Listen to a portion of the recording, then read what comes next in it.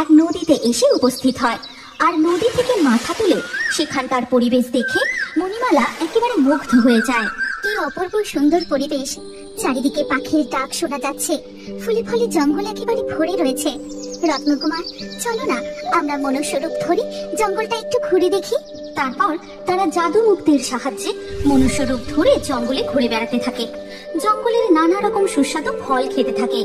এইভাবে কিছু দূর যাওয়ার পর মণিমালা এক বিশাল বড় বাগান দেখতে পায়, যেখানে অদ্ভুত সব ফলের গাছ রয়েছে। তারপর মণিমালার চোখে পড়ে, রত্নকুমার, ওই ফলটা দেখো, অমন লাল কলা তো আমি আগে কখনো দেখিনি। নিশ্চয়ই ওই ফল খুব সুস্বাদু হবে। চলো না আমরা গিয়ে ওই ফলটা খাই। এই কথা বলে তারা দুজন ওই বাগানের দিকে এগিয়ে যায়।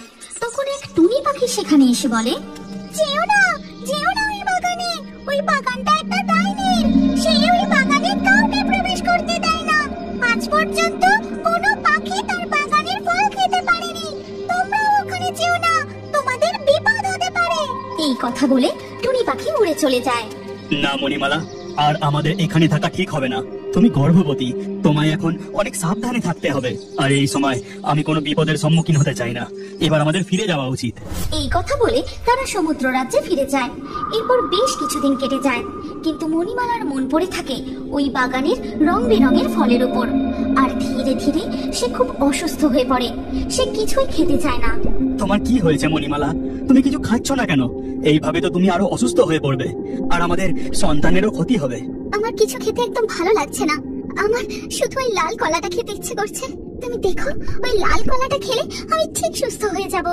এরপর আর কোনো উপায় না দেখে রত্নকুমার রাতের অন্ধকারে সমুদ্র রাজ্য থেকে বেরিয়ে নদীতে এসে উপস্থিত হয়। তারপর মনুষ্য রূপ ধরে সে যায় ডাইনির বাগানে। তারপর লাল কলার কাঁদি নিয়ে সেখান থেকে আবার ফিরে আসে।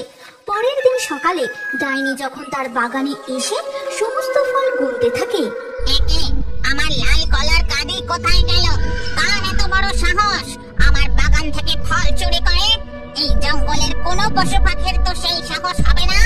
তাহলে তো আমি তাদের খুঁজে খাবার মুটকে দিতাম। দেখি তো কে আমার বাগানের ফল চুরি করলো। এরপর ডাইনি জাদু করে দেখে, বাহ, খুব সুস্বাদু এই লাল কলা। এমন মিষ্টি ফল এর আগে আমি কখনো খাইনি। মণিমালা, তোমার ভালো লেগেছে তো? এবার তুমি ঠিকঠাক করে খাওয়া দাওয়া করো। আর এই সমস্ত কিছু দেখে ডাইনি বলে, আচ্ছা এই ব্যাপার, এই মৎস্যকুমার আমার বাগানের কলা চুরি করে নিয়ে গেছে। কি ভেবেছিস আমি কিছুই জানতে পারবো না? এর শাস্তি তোদের পেতেই হবে। এই কথা বলেই ডাইনি সেখান থেকে অদৃশ্য হয়ে সোজা গিয়ে পৌঁছায় জলরাজ্যে।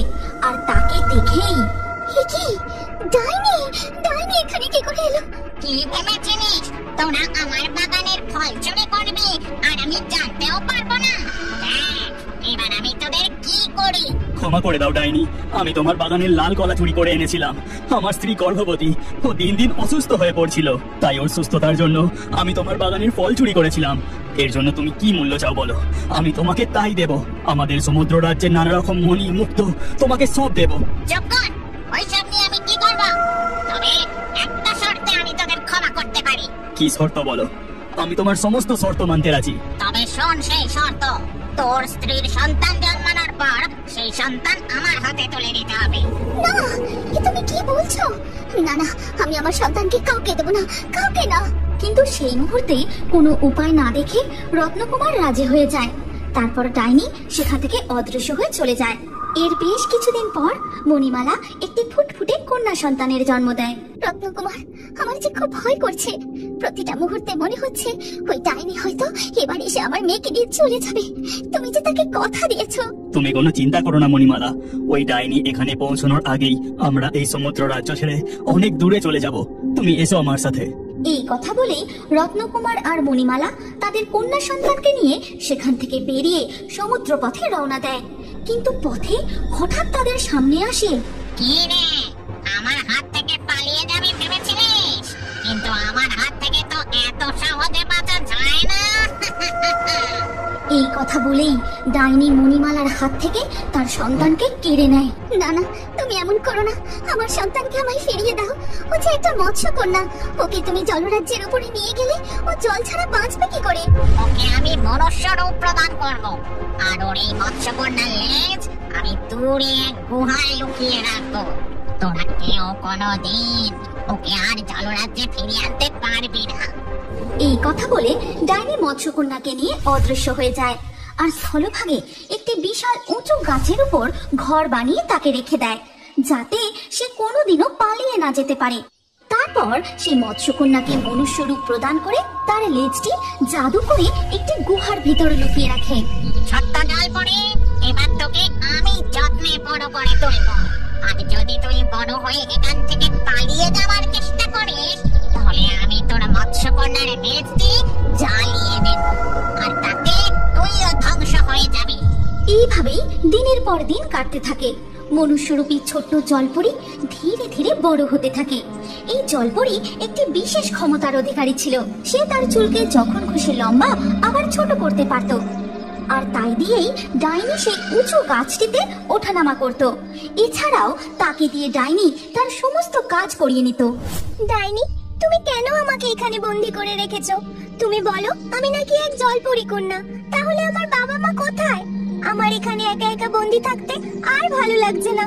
তুমি আমাকে মুক্তি দাও ডাইনি, আমাকে মুক্তি দাও। মুক্তি দেব? তোর বাবা মা আমার বাগানে জাদুর ফল চুরি করেছিল, আর তার কিছু গুণ তোর মধ্যে এসেছে, তাই তুই এখানে বন্দী রয়েছিস। মনে রাখিস, যদি এখান থেকে পালানোর চেষ্টা করেছিস, তাহলে আমি তোকে। এইভাবেই দিনের পর দিন ডাইনি রাপুনজেল মালাকে ভয় দেখিয়ে রাখত।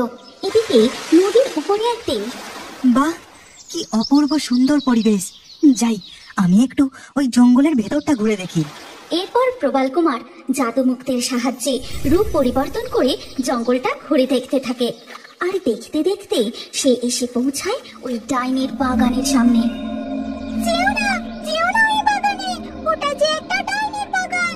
ওই বাগানে ডাইনি কোনো পাখিকেই বসতে দেয় না, তুমি গেলে তোমার বিপদ হতে পারে। তাই নাকি? ডাইনির বাগান?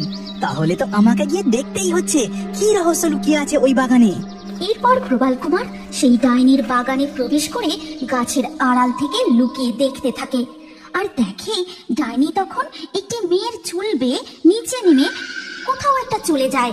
আর ডাইনি চলে যেতেই, ও মেয়ে, শুনতে পাচ্ছ আমার কথা?